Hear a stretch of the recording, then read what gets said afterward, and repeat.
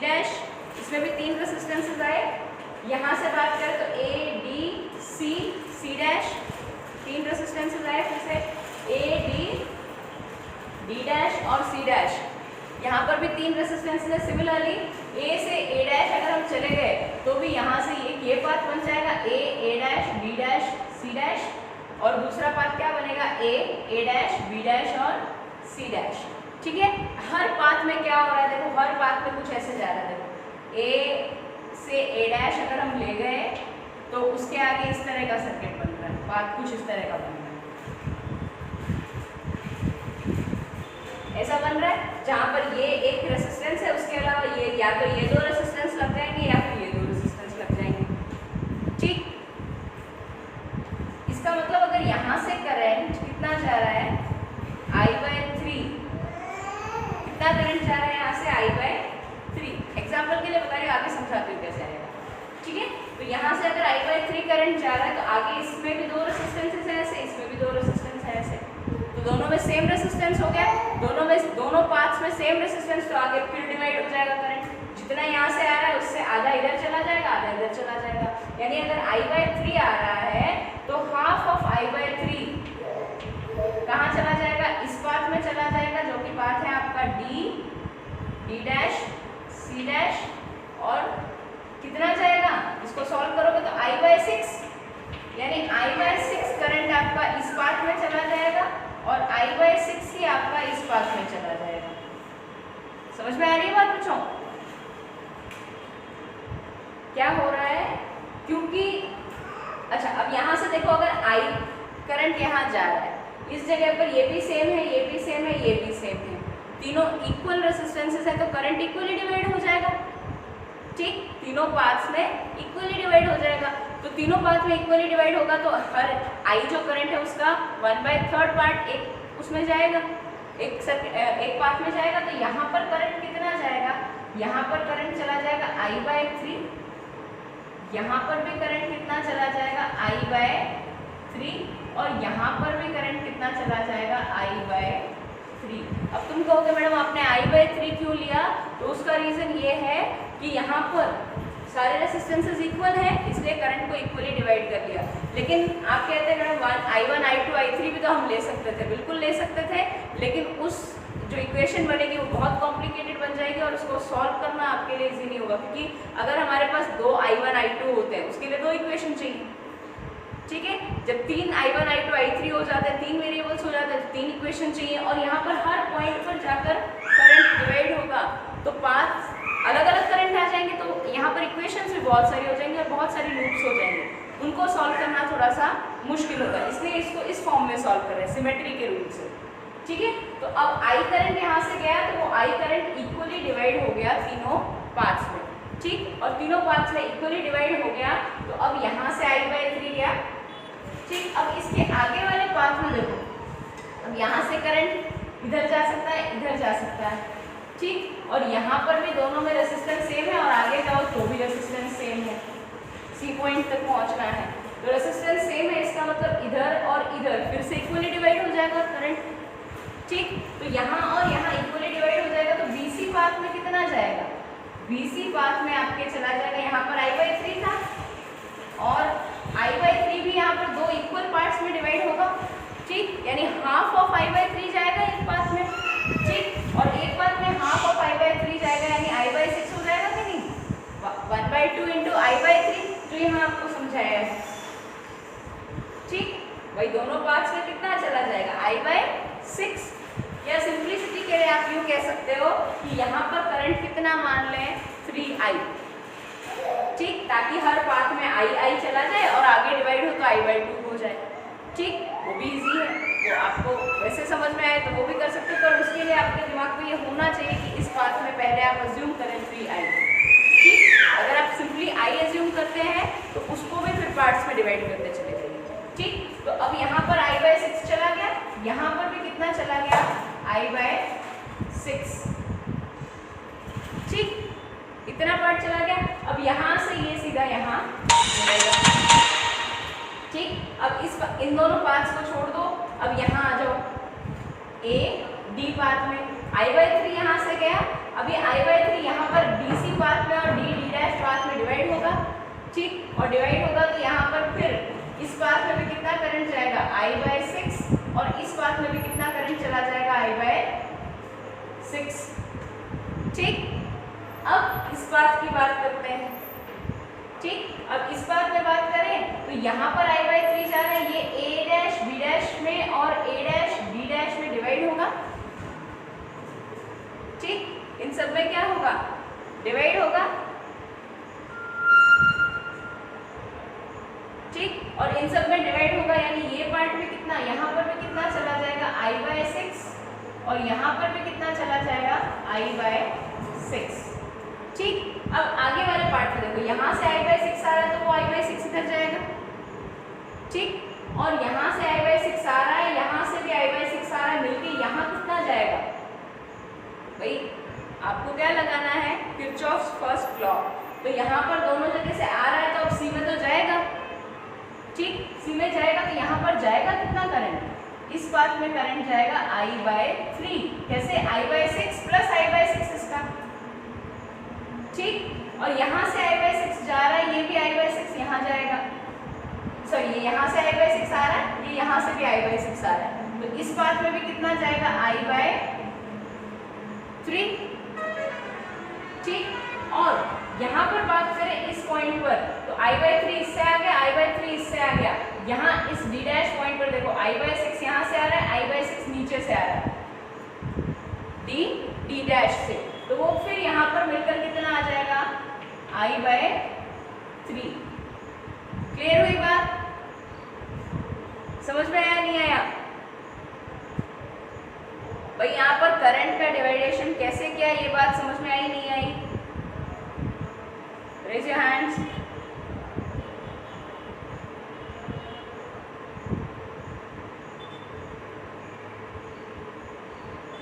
How many of you understood this?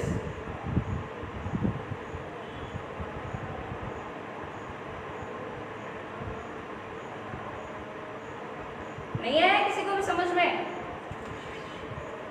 या सबको समझ में आ गया?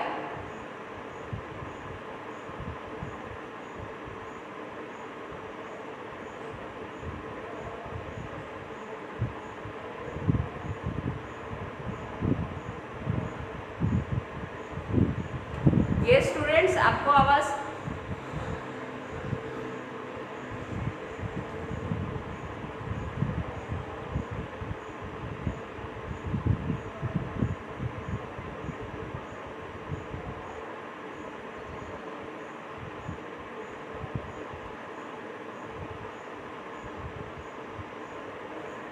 चलिए एक बार वापस समझते हैं। यहाँ से I करंट आ रहा था, I करंट को 3 इक्वल रेसिस्टेंसेस मिल गए आगे अलग अलग डायरेक्शंस में, तो उस तीनों रेसिस्टेंसेस की वजह से क्या हो जाएगा, हर पाथ में करंट इक्वली डिवाइड हो जाएगा। और इक्वली डिवाइड होने का मतलब कि यहाँ पर भी अगर टोटल करंट I था तो उसका 1/3 पार्ट यहाँ जाएगा, 1/3 पार्ट यहाँ जाएगा और 1/3 पार्ट यहाँ जाएगा, तभी तो टोटल मिलके I बनेगा। ठीक, तो I/3 पार्ट इधर गया, I/3 पार्ट D ब्रांच में गया, I/3 करंट A' ब्रांच में गया। ठीक, अब ये जो करंट जा रहा है इन तीनों पाथ्स में, इसको आगे भी अगर इक्वल रेसिस्टेंसेस मिलेंगे तो ये और हाफ में डिवाइड हो जाएगा। ठीक, या एक काम करते हैं, इसको थोड़ा सा और सिंपल बनाते हैं। देखो यहाँ पर I/3 I/6 लेने की बजाय एक काम करते हैं, अपन थोड़ा सा इसको इजी करते हैं। आपकी टेक्स्ट बुक के अकॉर्डिंग 3I ले लेते हैं तो आपको और इजी समझ में आएगा।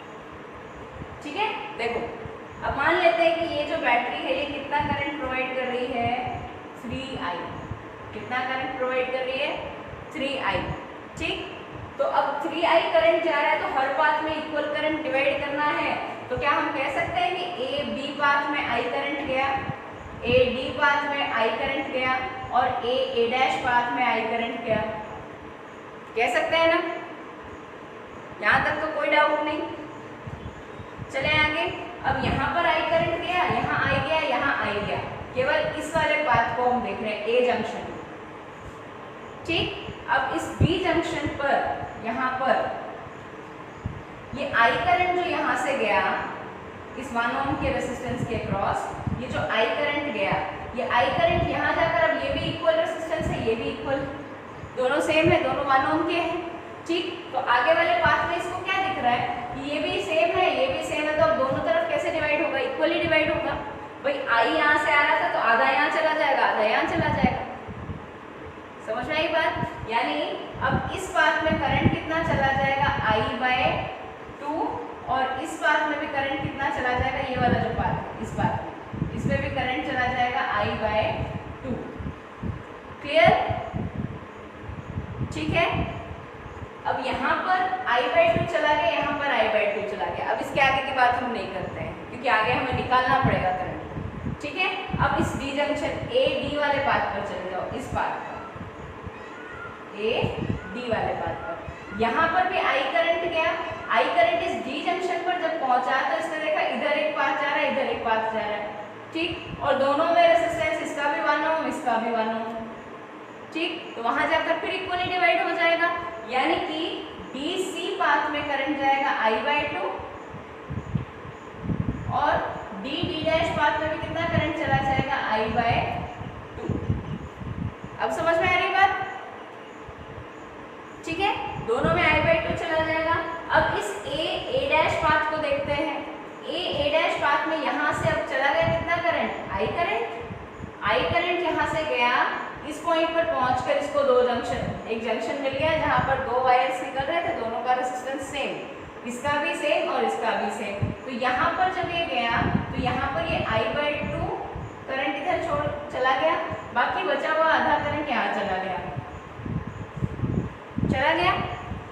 क्लियर? ठीक है, अब यहाँ तक तो कोई डाउट नहीं होना चाहिए।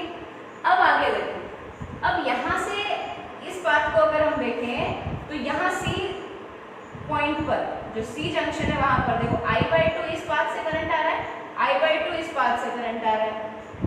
ठीक, एक तो है DC पाथ से आने वाला I/2 करंट और दूसरा है BC पाथ से आने वाला I/2 करंट, और दोनों ही करंट मिलके यहाँ कितना करंट भेज देंगे? I/2 प्लस I/2, तो I करंट को तो बाहर निकलना पड़ेगा C जंक्शन से, तभी तो किरचॉफ्स का फर्स्ट लॉ अप्लाई होगा। ठीक, अब C पॉइंट पर तो आपने कह दिया I करंट चला गया, अब C' के क्रॉस। ठीक, अब B' पॉइंट पर, इस B' पॉइंट पर आता है। B' पॉइंट पर बात करें तो यहाँ से I/2 करंट आ रहा है A' B' वाले पाथ से, और B' पाथ से I/2 करंट आ रहा है। ठीक, तो ये दोनों मिलके कहाँ जाएंगे? इस B' C' पाथ में नहीं जाएंगे, तो B' C' पाथ में करंट कितना रहेगा? I। ठीक, चले आगे। अब इस D' जंक्शन पर देखो, D' जंक्शन पर देखें तो I/2 इस D' पाथ से आ रहा है और I/2 A D' पाथ से आ रहा है। ये दोनों मिलके यहाँ जाएगा, तो दोनों मिला के यहाँ जाएगा, तो यहाँ कितना करंट हो जाएगा? I। अब देखो, यहाँ से I आ रहा है, यहाँ से I आ रहा है, यहाँ से I आ रहा है, तो ये C के पास कितना करंट हो गया? वापस इस पाथ में कितना करंट चला गया? 3I। अब समझ में आई बात? क्लियर हो गई? चले आगे।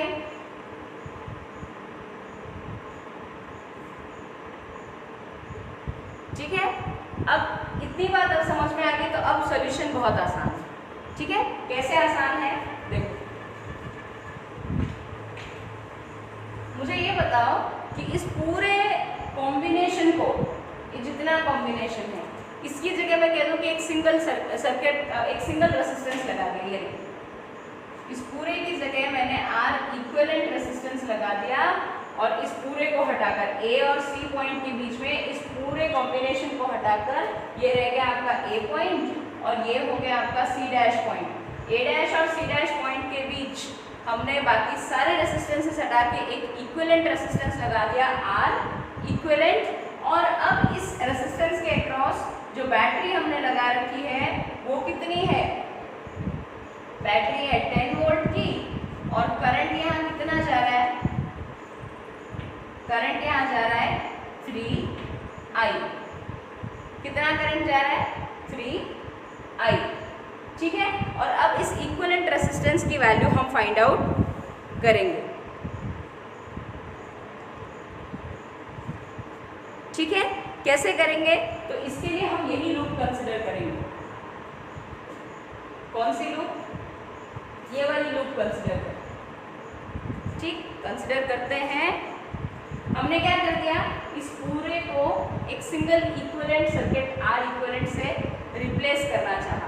ठीक, लेकिन उसके लिए हमें क्या करना पड़ेगा, यहाँ पर एक लूप तो लेनी पड़ेगी, क्योंकि एक आई हमारे लिए वेरिएबल है, तो उस आई की वैल्यू तो हमें निकालनी पड़ेगी। तो अब हम कौन सी लूप लेंगे? ए, बी, सी, सी डैश और ई, ये वाली लूप लेंगे। कौन सी? बाहर वाली लूप। ए से बी, बी से बी सी, और सी, सी डैश, और सी डैश से वापस ये बाहर वाली, ये भी एक लूप ही है। ठीक, इस लूप को कंसिडर करो। तो इस लूप में हम पाथ ले लेते हैं हमारा, हम पाथ मान लेते हैं कि ये है हमारा पाथ, ये i/2, और ये पाथ है कुछ इस तरह। ठीक, अब इस तरह का पाथ है, ये बात तो समझ में आ गई। यहाँ पर हम i निकालना चाह रहे हैं, और i निकालने के बाद अगर मुझे i मिल गया तो 3i की वैल्यू रखकर मैं r इक्विवेलेंट की वैल्यू निकाल सकती हूँ। भाई v = IR होता है। ठीक, तो v आपके पास है, i आपको मिल जाए तो रेजिस्टेंस आप निकाल लेंगे इस तरीके से। ठीक, तो यहाँ पर पहले i निकालने के लिए हम क्या लगाएंगे? Kirchhoff's second law. क्या कहते हैं? अप्लाई किरचॉफ्स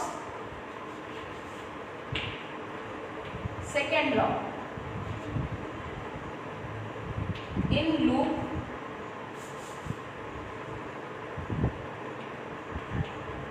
कौन सी लूप में? A, B, C, C dash, E and A, यानी बैटरी जो है। ठीक, इस बात को हम फॉलो करते हैं। अब इस बात में देखो, इसमें अगर आप किरचॉफ सेकंड लॉ लगाओगे तो यहाँ से शुरू करते हैं। यहाँ करंट का पाथ, करंट इधर और हमारा पाथ भी उधर ही है। ठीक, तो कितना करंट जा रहा है? I, तो I × 1 माइनस साइन के साथ आएगा, क्योंकि I × R ड्रॉप होगा। ठीक है, तो माइनस I। अब इधर चले जाएं, इधर जाए तो करंट की डायरेक्शन और हमारे पाथ की डायरेक्शन सेम है, इसलिए अगेन माइनस। करंट कितना जा रहा है डीसी ब्रांच में?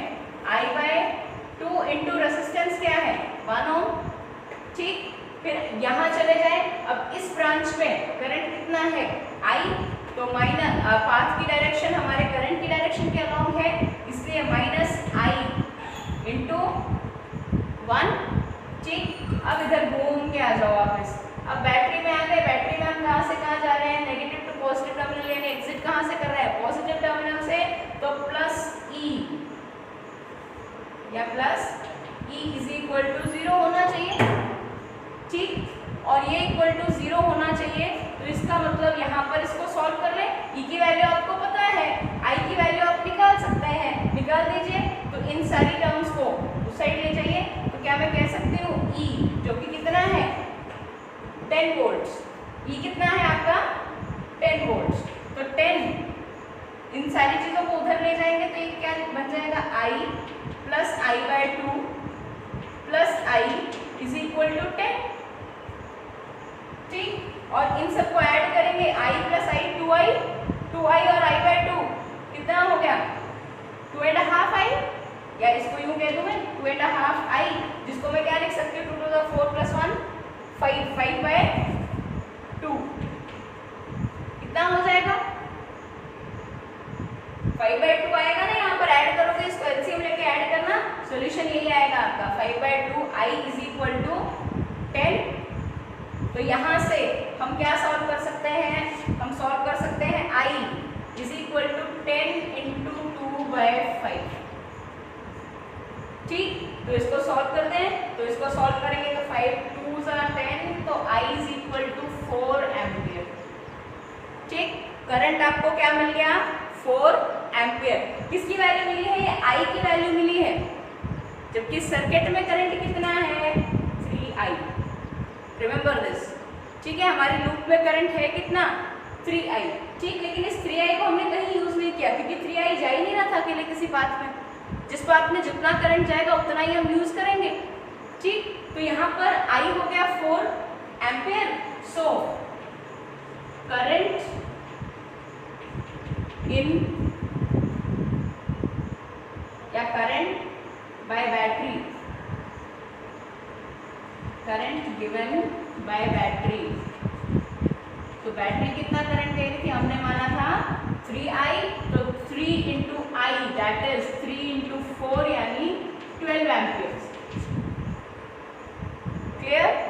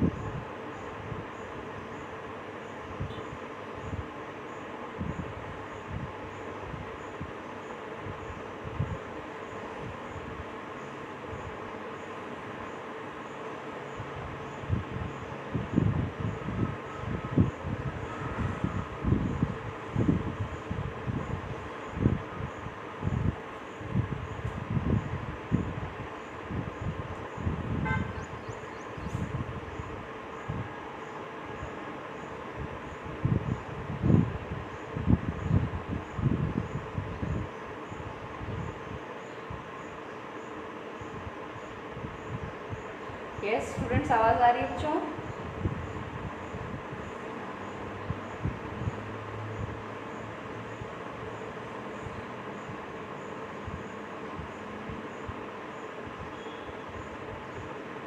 आवाज़ आ रही है बच्चों?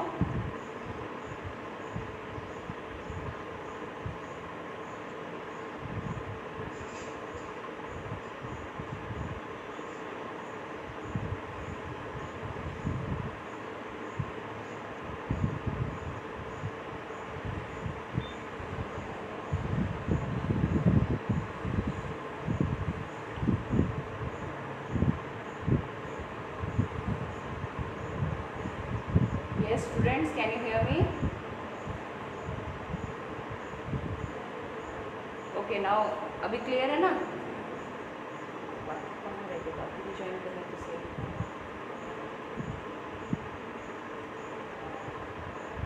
बोर्ड दिख रहा है क्लियर?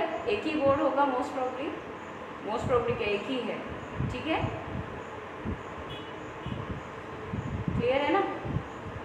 चलिए, तो बाय द टाइम बाकी स्टूडेंट्स ज्वाइन कर रहा है।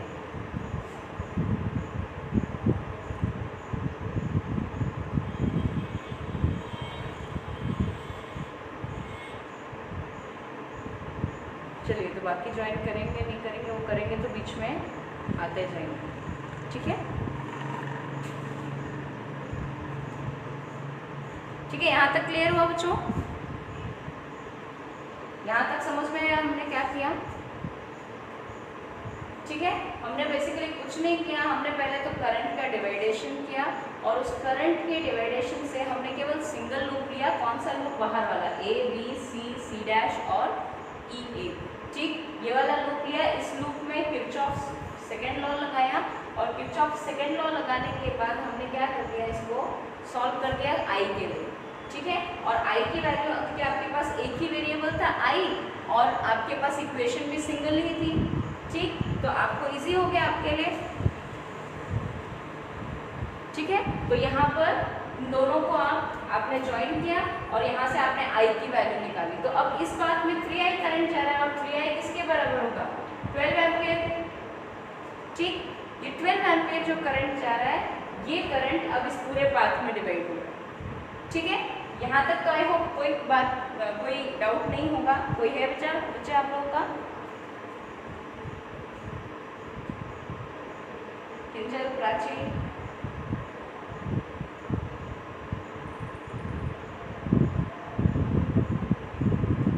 यस, आवाज आ रही है नहीं आ रही बच्चों?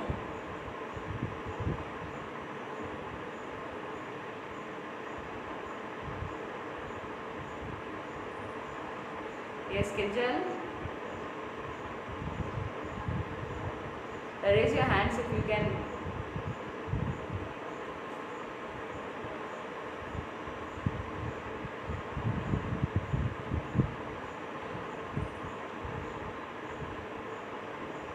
आप लोगों को आवाज़ आ रही है तो आप रेज हैंड करें बेटा, ताकि मुझे कंफर्म रहे।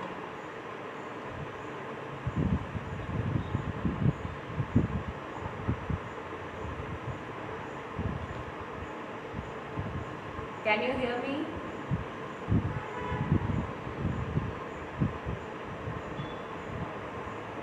नहीं आ रही आवाज़?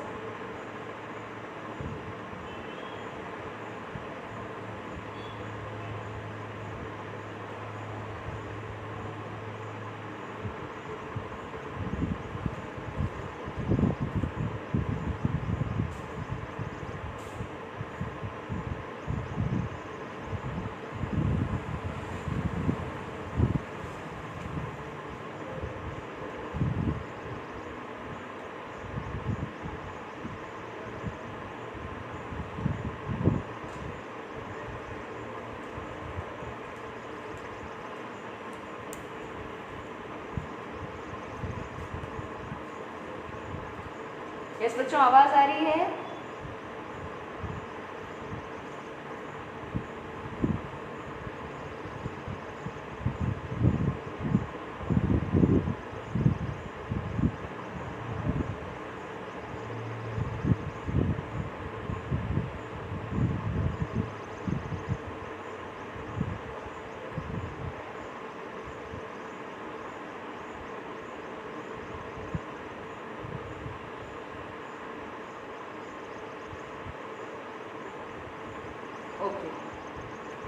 तो चले आगे देखिए, तो करंट यहाँ पर कितना है, करंट है 12 एम्पियर्स और ये 12 एम्पियर्स करंट इस पूरे पाथ में से जा रहा है।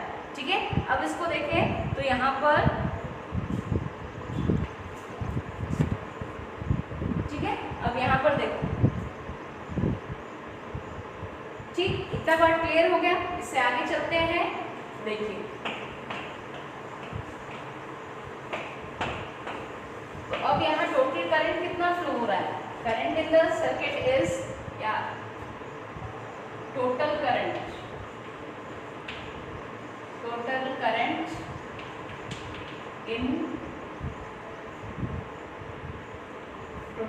सप्लाइड बाय बैटरी,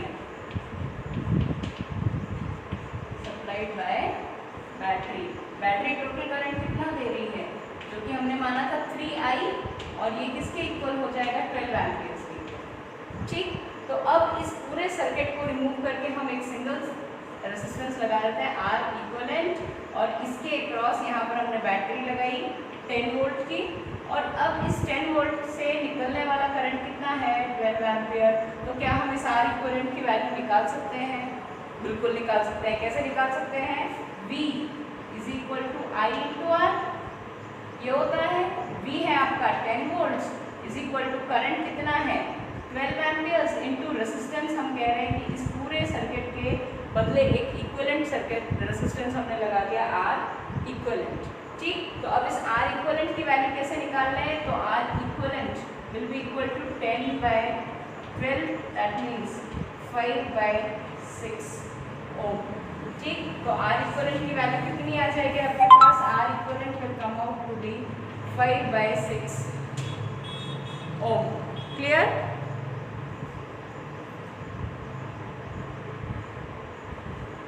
ठीक है। जबकि यहाँ पर आपको क्या दे रखा था कि हर जो पाथ है उसमें 1 ओम रेजिस्टेंस है। ठीक, अब 1 की जगह R ओम रेजिस्टेंस दे देता तो R तो आपका यहाँ पर वैल्यू क्या आती है फिर 5/6 ऑफ R। ठीक है, तो रेजिस्टेंस इक्विवेलेंट रेजिस्टेंस कितना आ गया आपके पास 5/6। ठीक, तो ये ध्यान रहेगा आपको, आई होप क्लियर हो जाएगा यहाँ तक। चले आगे,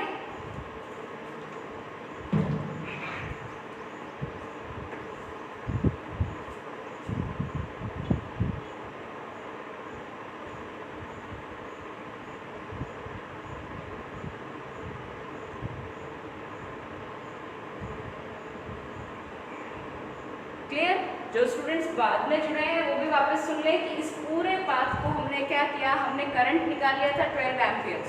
ठीक, और इन 12 एम्पियर करंट जो यहाँ पर जा रहा है इसके इक्विवेलेंट है 3I के इक्विवेलेंट है, और इस पाथ में हर पाथ में हमने क्या कर दिया, करंट डिवाइडेशन हमने किया, और हमने क्या कर दिया, अब इस A और C पॉइंट के बीच में एक सिंगल रेजिस्टेंस लगा दिया।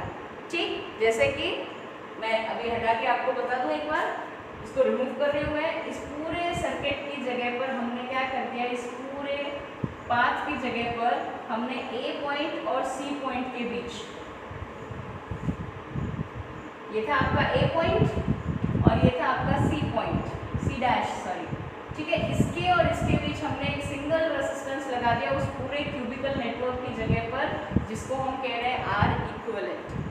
ठीक, ये जो रेजिस्टेंस हमने लगाया A और C डायगोनली ऑपोजिट एंड्स पर, उसकी वैल्यू हम निकाले तो यहाँ पर अब देखो इस पाथ को मैं इसके बराबर बना सकती हूँ भाई, 12 एम्पियर करंट जा रहा है इस 10 वोल्ट की बैटरी से, और R इक्विवेलेंट यहाँ पर रेजिस्टेंस पड़ा हुआ है, और ये हो गया आपका पाथ। ठीक, अब इस पाथ में R इक्विवेलेंट की वैल्यू निकालनी, मेरे पास करंट है, करंट की वैल्यू निकालने के लिए हमने क्या किया था, उस एक्सटर्नल पाथ को, बाहर वाला जो पाथ था उसी में ही केवल किरचॉफ सेकेंड लॉ लगाया था, और इक्वेशन में एक ही वेरिएबल था I।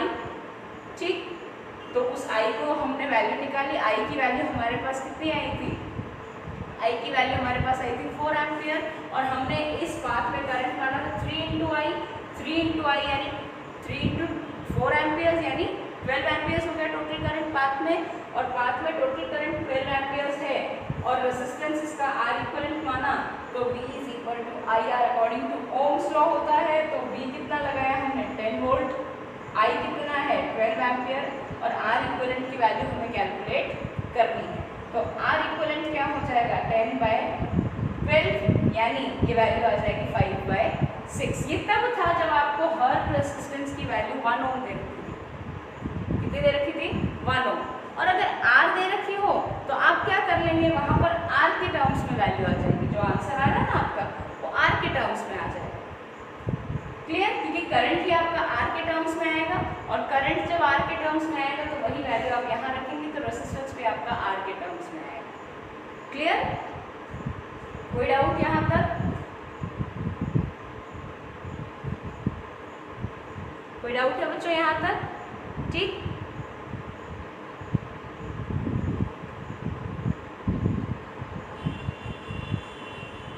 चले आगे। ठीक है, तो आई होप ये क्वेश्चन आपको समझ में आ गया होगा। इंपॉर्टेंट क्वेश्चन है क्योंकि इस क्वेश्चन को आप और किसी मेथड से नहीं कर पाएंगे, मुश्किल होगा।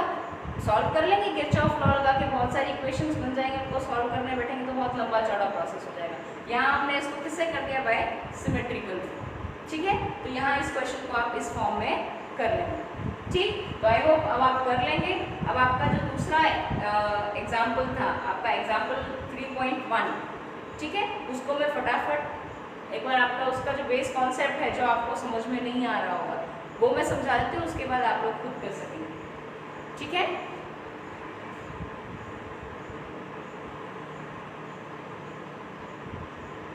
चले आगे। चलो, तो मैं इसको इरेज कर रही हूँ, नेक्स्ट क्वेश्चन करते हैं।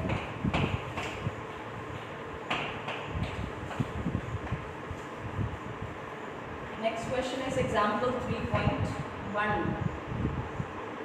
एक और एग्जाम्पल दिया था, एग्जाम्पल 3.1। ठीक है, निकाल लीजिए फटाफट, आपके पास टेक्स्ट बुक है सभी के पास। और एग्जाम्पल नंबर 3.1 क्या है? एग्जाम्पल नंबर 3.1 उसका बी पार्ट पूछा है वैसे उसने, ए पार्ट में आपको समझा है, फटाफट सुनेंगे आप। ठीक है, नहीं समझ में आता है तो बीच में एक आवाज़ कट रही है तो आप बोल भी सकते हैं। ठीक है, ताकि मुझे क्लियर रहे कि आप लोगों को आवाज़ जा रही है नहीं जा रही है। ठीक है,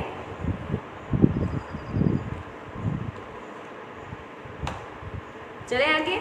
देखिए क्या है question. Estimate the average drift speed of conduction electrons in copper wire of cross sectional area. क्या क्या गिवन है?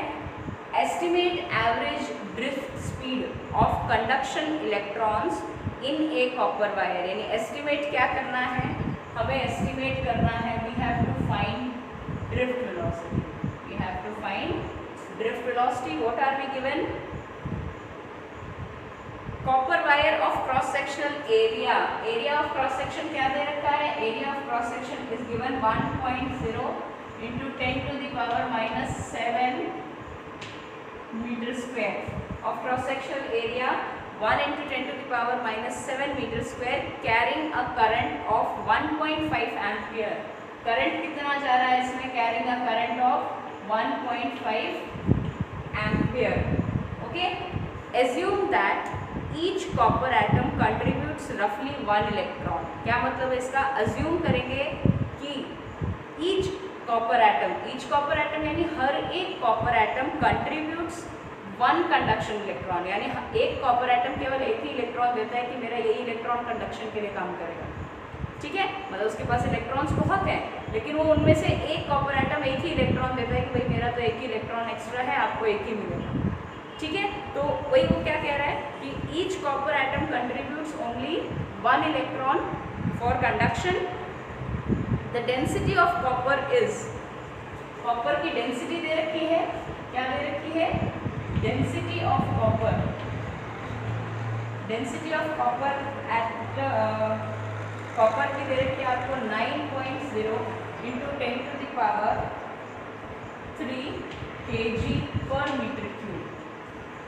ठीक, और and its atomic mass is also given. Atomic मास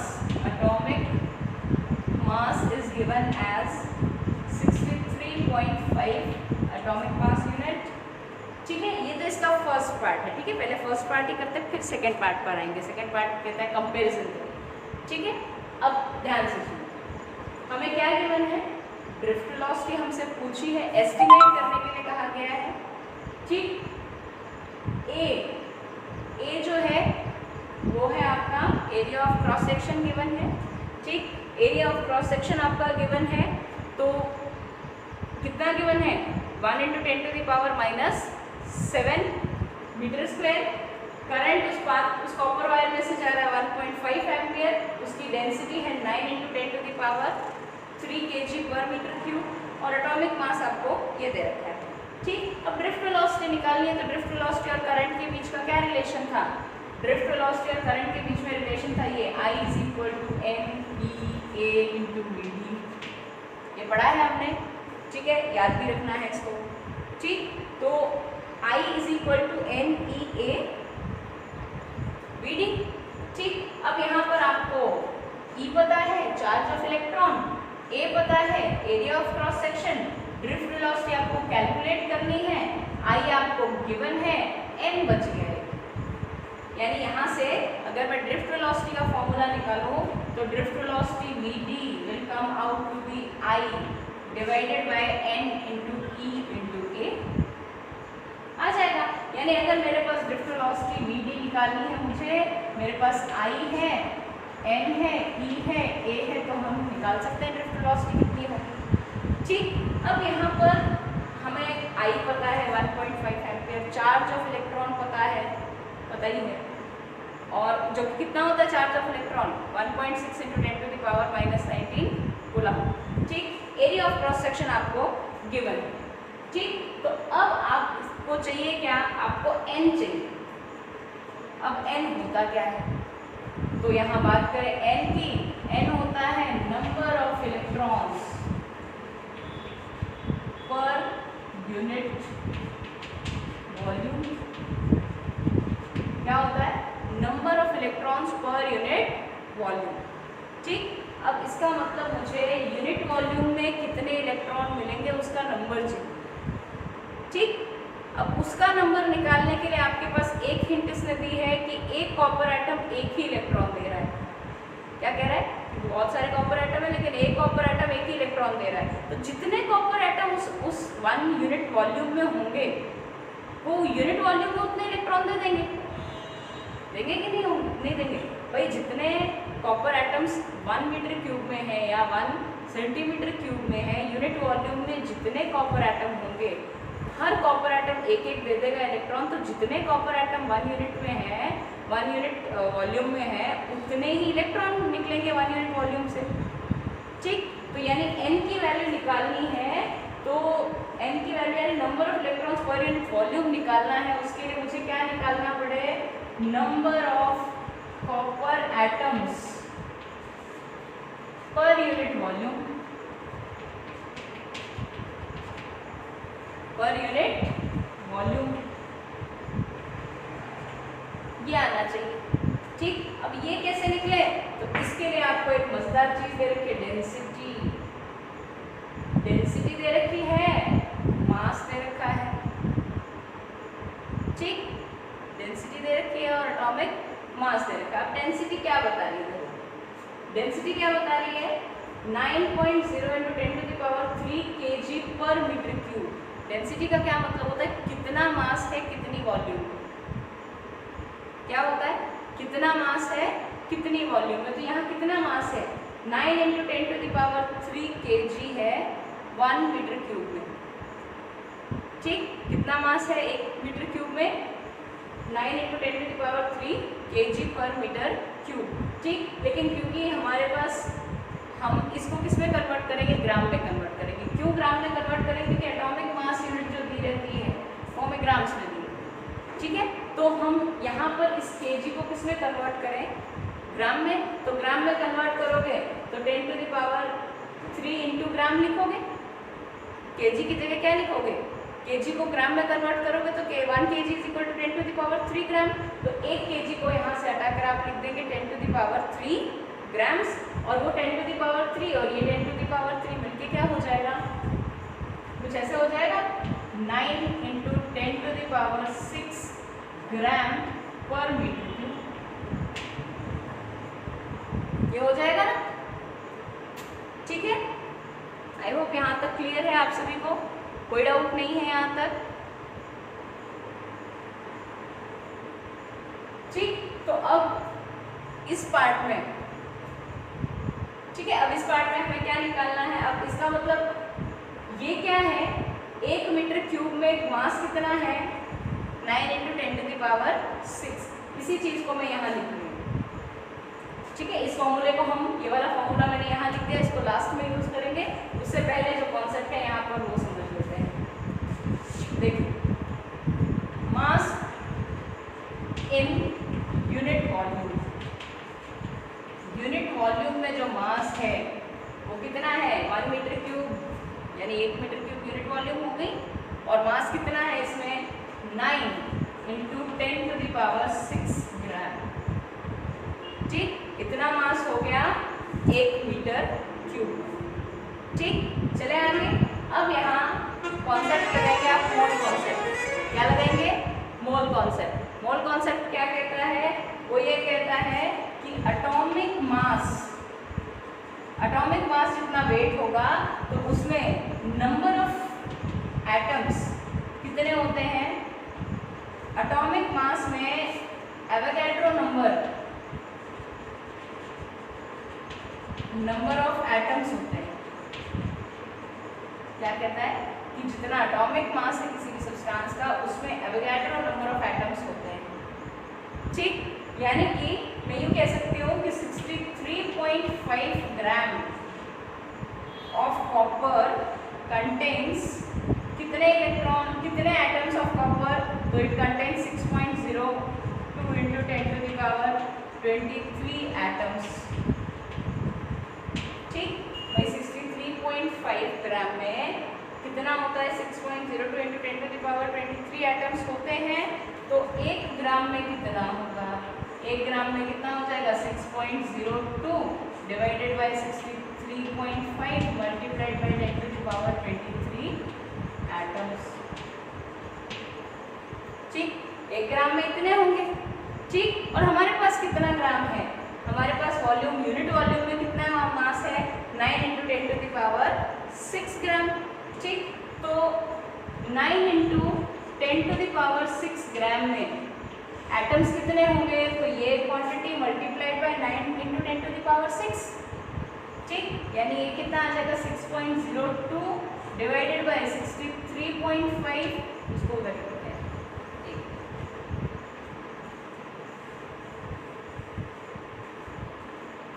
तो 9 × 10⁻6 gram of mass has 6.02 × 10⁻23 divided by 63.5 multiplied by जितना मास है उतना 10⁻3, इतने कॉपर एटम्स होंगे। इसमें यूनिट वॉल्यूम, इसमें यूनिट वॉल्यूम, क्योंकि ये मास किसका है, यूनिट वॉल्यूम का। ठीक, तो यहाँ से आपके पास copper, number of copper atoms आ गए। क्या आ गए, नंबर ऑफ कॉपर एटम्स। ठीक, अब ये नंबर ऑफ कॉपर एटम्स आपके पास आ गए, तो ये नंबर ऑफ, इसकी वैल्यू आपके पास आएगी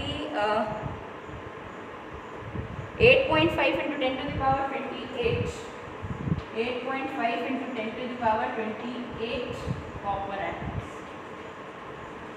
ठीक, ये आएगी आपके पास नंबर ऑफ एटम्स, इतने एटम्स आ जाएंगे। अब हर एटम 1 इलेक्ट्रॉन दे रहा है। क्या कर रहा है, हर एटम 1 इलेक्ट्रॉन दे रहा है। और यहाँ पर ये एटम्स भी हमने किसके निकाले हैं, यूनिट वॉल्यूम के, 1 मीटर क्यूब के, क्योंकि यहाँ पर हमने मास ही कौन सा यूज किया है, जो कि यूनिट वॉल्यूम में है। ठीक, इसलिए नंबर ऑफ कॉपर एटम्स भी आपके पास किस में आ गए, यूनिट वॉल्यूम में। और यूनिट वॉल्यूम में नंबर ऑफ कॉपर एटम्स आ गए, तो हम क्या कह सकते हैं कि कितने नंबर ऑफ इलेक्ट्रॉन्स होंगे, जितने कॉपर एटम्स फ्री है। भाई जितने कॉपर एटम्स वहाँ हैं, हर एटम एक इलेक्ट्रॉन दे देगा, तो जितने कॉपर एटम्स हैं ये किसके इक्विवेलेंट हो जाएगा, ये किसके इक्विवेलेंट हो जाएगा, n के, number of electrons per unit volume. ये भी कितना आ जाएगा आपका 8.5 × 10⁻28 इलेक्ट्रॉन्स। क्लियर, क्लियर हुआ बच्चों यहाँ तक। ठीक, तो अब आपके पास ए है, आई है, वीडी निकाल लेंगे आप, ठीक। और वो वीडी आपको कितनी आ रही है मैं डायरेक्टली बता रही हूँ आपको, ठीक। यहाँ तक तो क्लियर हुआ, ताकि इसके सेकेंड पार्ट को सॉल्व कर लें, इसलिए वीडी मैं डायरेक्टली बता रही हूँ आपके पास, ठीक है। VD will come out to be, चले आगे देखिए, थोड़ा सा यही कॉन्सेप्ट यहाँ समझने लायक था कि डेंसिटी के फॉर्म में वो आपको क्या दे रहा है, पर यूनिट वॉल्यूम मास दे रहा है, ठीक। तो अब यहाँ से वीडी की वैल्यू हम सब्स्टिट्यूट करेंगे और वीडी की वैल्यू हमारे पास आ जाएगी, it will come out to be exact value तो 1.09 इंटू 10⁻³ मीटर पर सेकेंड आएगी, ठीक। लेकिन उसको लमसम आपकी टेक्स्ट बुक में क्या लिखा है 1.1 इंटू 10⁻³ मीटर पर सेकेंड। इसको आप लोग भी कह सकते हो 1.1 मिलीमीटर पर सेकेंड, क्या कह सकते हो, लमसम इक्वल टू 1.1 मिलीमीटर पर सेकेंड। यानी ड्रिफ्ट इलेक्ट्रॉन्स की जो वेलोसिटी होगी इलेक्ट्रॉन्स की, वो ड्रिफ्ट वेलोसिटी कितनी है, 1.1 मिलीमीटर चलता है वो 1 सेकेंड में, हल्का सा चल रहा है, ठीक है। तो ये जो चीज़ है ये आ गई आपकी ड्रिफ्ट वेलोसिटी, ठीक। अब सेकेंड पार्ट में क्या कहा है, सेकेंड पार्ट में उसने कहा है compare the drift speed obtained above with thermal speed of copper atoms at ordinary temperatures. वो क्या कह रहा है कि यहाँ पर जो ड्रिफ्ट स्पीड किसकी आई, इलेक्ट्रॉन्स की, किसकी आई, इलेक्ट्रॉन्स की, इनको आपको कंपेयर करना है वेलोसिटी या स्पीड ऑफ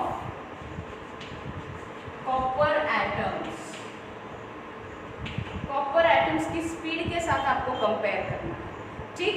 तो ये ध्यान रखना कि किसी भी एटम में थर्मली जब कोई एटम वाइब्रेट करता है तो उसके पास एनर्जी कितनी होती है, एक एटम के पास एनर्जी होती है 3/2 K × T, ठीक।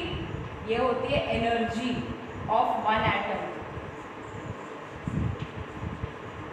एक एटम या एक मॉलिक्यूल की एनर्जी होती है 3/2 kT, जिसको आपने last year kinetic theory of gases में पढ़ा होगा कि काइनेटिक थ्योरी ऑफ गैसेस ये कहती है कि अगर कोई गैस के मॉलिक्यूल्स हैं और हर मॉलिक्यूल की अपनी सिंगल खुद की अगर वेलोसिटी खुद के पास जो थर्मल एनर्जी होगी उसकी बात करें तो वो थर्मल एनर्जी कितनी होती है, हर एटम के पास होती है 3/2, या हर मॉलिक्यूल है तो मॉलिक्यूल के पास कितनी होती है 3/2 kT, एक पर्टिकुलर मॉलिक्यूल के पास होती है, ठीक। और यहाँ पर K क्या है, K इज बोल्ट्जमान कांस्टेंट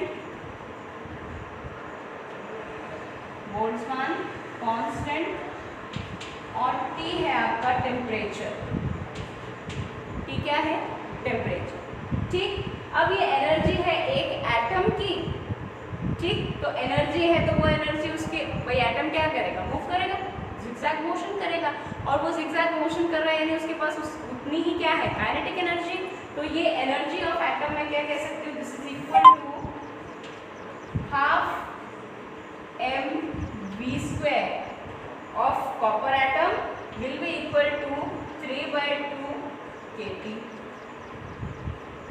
समझ में आई ये बात भाई, एनर्जी हर एक एटम के पास एक अपनी एनर्जी होती है, तो वो एनर्जी किसके इक्वल होती है 3/2 kT के इक्वल, ठीक। और वो एनर्जी वो क्या करेगा, उस एनर्जी से जिगजैग मोशन करेगा। भाई यहाँ पर एयर के मॉलिक्यूल्स हैं तो एयर के मॉलिक्यूल्स क्या कर रहे हैं, जिगजैग मोशन कर रहे हैं। अब जिगजैग मोशन कर रहे हैं तो इसका मतलब क्या हुआ कि ½ mv² इक्वल टू 3/2 kT, ठीक, 3/2 kT, ठीक है। तो 3/2 kT जो है यहाँ पर, इसको मैं ऐसे यहाँ से मैं कॉपर एटम की वेलोसिटी निकालूंगी, देखो क्या निकालूंगी, ये क्या है मास ऑफ कॉपर एटम, ये है वेलोसिटी ऑफ कॉपर एटम। तो v² की वैल्यू हमें निकालनी है, v² की वैल्यू निकालनी है तो 2 से 2 कैंसिल, ठीक। तो इसी को मैं क्या लिख सकती हूँ, v² will be equal to 3kT/m, जहाँ k है बोल्ट्जमान कांस्टेंट, T है टेम्परेचर, रूम टेम्परेचर बोल रहा है तो रूम टेम्परेचर आप 27 डिग्री यूज़ करेंगे और 27 डिग्री को आप पहले केल्विन में कन्वर्ट करेंगे फिर यहाँ यूज़ करेंगे, ठीक। किसको किस में यूज़ करेंगे, केल्विन में यूज़ करेंगे और फिर आप इसको सॉल्व करेंगे, ठीक। तो v² की वैल्यू आपके पास आ गई 3kT बोल्ट्जमान कांस्टेंट की वैल्यू रखेंगे, टेम्परेचर रखेंगे 300 केल्विन या फिर 27 डिग्री सेल्सियस को आप जब केल्विन में कन्वर्ट करेंगे तो कितना आ जाएगा 300 kelvin divide by mass of copper atom. तो मास ऑफ कॉपर एटम कितना होगा, तो 63.5 ग्राम में होते हैं 6.02 into 10 to the power 23 atoms. ठीक, या इसको उल्टा कहूँ कि 6.02 into 10 to the power 23 atoms में कितने मास होता है 63.5 ग्राम। सो 1 एटम में कितना मास होगा, तो 63.5 divided by 6.02 into 10 to the power 23, ये एक कॉपर एटम का मास आ गया। ठीक, आया समझ में भाई। वहाँ पर हम मास में कितने एटम्स है वो निकाल रहे थे, यहाँ पर एक एटम का मास निकालना है तो उल्टा करो कि वही 6.02 into 10 to the power 23 atoms में इतना मास है, तो एक एटम में कितना होगा 1 में कितना होगा 63.5 divided by 6.02 into 10 to the power 23। ठीक, तो यहाँ से m आपके पास निकल जाएगा, v स्क्वायर की वैल्यू आप निकाल लीजिए। कैसे निकाल लेंगे, under root v will be equal to under root 3kT/m। ये सारी वैल्यूज आप रख देंगे और वैल्यूज निकल आएंगी। ठीक, मैं केवल आपको सोल्यूशन बता रही हूँ, लास्ट में इसकी वैल्यू जो निकली है वो मैं आपको बता देती हूँ कि इसकी वैल्यू आएगी आपके पास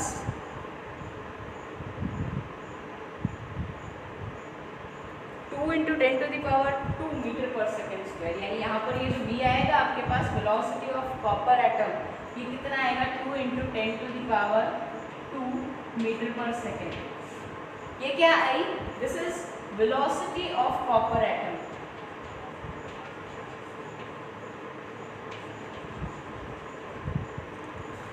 एक कॉपर एटम किस वेलोसिटी से मूव कर रहा है, तो 2 इंटू 10 टू द पावर 2 यानी 200 मीटर पर सेकेंड की स्पीड से वो वाइब्रेट कर रहा है, मूव कर रहा है। ठीक, यानी कि अब इसको कंपेयर करना है आपको ड्रिफ्ट वेलोसिटी के साथ, इसके साथ कंपेयर करने का मतलब एक तरह से डिवाइड कर दो उनको। ठीक, कंपेयर करोगे तो भाई ये तो है 10 टू द पावर 2 और यहाँ है 10 टू द पावर -3। डिवाइड करेंगे, इसके नीचे उसको लिखोगे या सिंपली VD बाय V आप निकालेंगे तो ये लमसम आपके पास आएगा 10 टू द पावर -5 के ऑर्डर का। ठीक, क्योंकि ऑर्डर का क्यों, ये 10 टू द पावर -3 है, यहाँ 10 टू द पावर -3 आएगा, नीचे 10 टू द पावर 2 आएगा। ठीक, इस 2 को मैं यूज नहीं कर रही हूँ, केवल ऑर्डर निकाल रहा हूँ। ठीक, तो उसको ऊपर ले जाएंगे, यहाँ पर 10 टू द पावर -3, नीचे है 10 टू द पावर 2, इसको ऊपर ले जाओगे तो 10 टू द पावर -5 नहीं आ जाएगा। ठीक, इसका मतलब ये हुआ कि ड्रिफ्ट वेलोसिटी और वेलोसिटी, जो कॉपर एटम जिस वेलोसिटी से मूव कर रहे हैं वो बहुत ज़्यादा है as compared to drift velocity of electrons. यानी कॉपर एटम अपने उस वायर में ही मूव कर रहे हैं, वाइब्रेट कर रहे हैं with the speed 2 into 10 to the power 2 metre पर सेकेंड, और ये बेचारे किस स्पीड से मूव कर रहे हैं 1.1 मिलीमीटर पर सेकेंड। समझ में आई, तो इसके कंपेयर ड्रिफ्ट वेलोसिटी के कंपेयर ये जो वेलोसिटी है ये बहुत हाई है, 10 टू द पावर -5 टाइम्स। समझ में आई बात। ठीक, ये हुआ इनका कंपैरिजन। उसके बाद उसने लास्ट पार्ट में पूछा है speed of propagation of electric field along the conductor which causes drift motion. भाई कोई कंडक्टर है, हमने जब ड्रिफ्ट वेलोसिटी की बात की तो हमने क्या कहा था, ये कंडक्टर है, इसके अंदर इलेक्ट्रॉन्स पड़े हैं, इधर इलेक्ट्रिक फील्ड लगा है ई, और उस इलेक्ट्रिक फील्ड की वजह से ये इलेक्ट्रॉन ड्रिफ्ट करता है इस डायरेक्शन में विद ड्रिफ्ट वेलोसिटी वीडी। ये जो इलेक्ट्रिक फील्ड है तो ये किस वेलोसिटी से प्रोपोगेट हो रहा है। ठीक, तो ये ध्यान रहे कि इलेक्ट्रिक फील्ड किस वेलोसिटी से प्रोपोगेट होता है, जिस वेलोसिटी से लाइट रेज प्रोपोगेट होती है। ठीक है, क्योंकि लाइट रेज आप इस साल पढ़ेंगे आगे कि लाइट रेज भी कॉम्बिनेशन होता है इलेक्ट्रिक और मैग्नेटिक फील्ड्स का, और इलेक्ट्रिक और मैग्नेटिक फील्ड सेम वेलोसिटी से वाइब्रेट कर रहे होते हैं, इसलिए थर्ड डायरेक्शन में आपकी इलेक्ट्रोमैग्नेटिक वेव मूव करती है। ठीक, लेकिन यहाँ पर आप ये मान कर चलिए कि इलेक्ट्रिक फील्ड यहाँ पर किस वेलोसिटी से मूव करेगा, तो it will move with the velocity of light.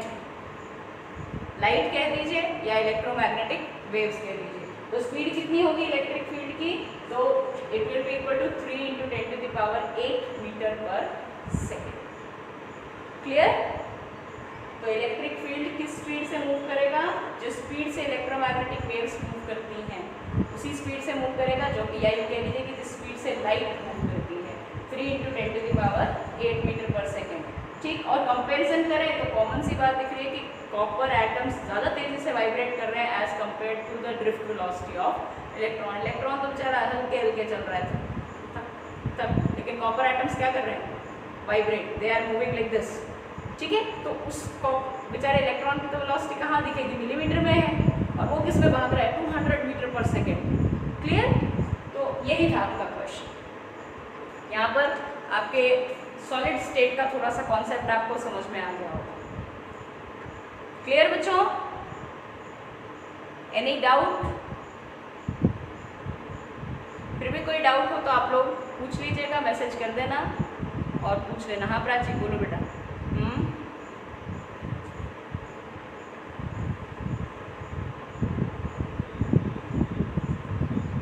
वो बाकी है बेटा, वो मैंने सॉल्व करके रखे पर उनको रिकॉर्ड नहीं कर पाई हूँ मैं उनका सोल्यूशन भेज दूँ, तुम लोग देख लोगे एक बार, अगर समझ में आता है ठीक है, नहीं तो फिर मैं रिकॉर्ड करती हूँ। आपके पास PDF भेजती हूँ मैं, टेक्स्ट बुक के अलावा सॉल्व कर रखा है मैंने। ठीक है, तो मैं एक बार आपके पास वो सोल्यूशन, दोनों एग्जाम्पल सॉल्व हैं आपके। एक तो गॉस लॉ के 2 क्वेश्चन रह गए, दोनों इंपॉर्टेंट हैं, तो उन दोनों क्वेश्चन को मैंने सॉल्व कर रखा है आपके लिए, आपको सेंड कर दूँगी मैं उसका PDF। ठीक है, तो आप देखना, अगर समझ में आ जाता है तो अच्छी बात है, नहीं तो फिर किसी दिन क्लास के बाद ऐसे ही एक एक्स्ट्रा मीटिंग डिसाइड करके वो 2 क्वेश्चंस भी डिस्कस कर लेंगे। ठीक है, चलिए, और भी कोई डाउट है बच्चों किसी को? हाँ ऋषिका, एनी डाउट? किंजल बेटा आपका क्लियर हुआ? हाँ ऋषिका बोलो।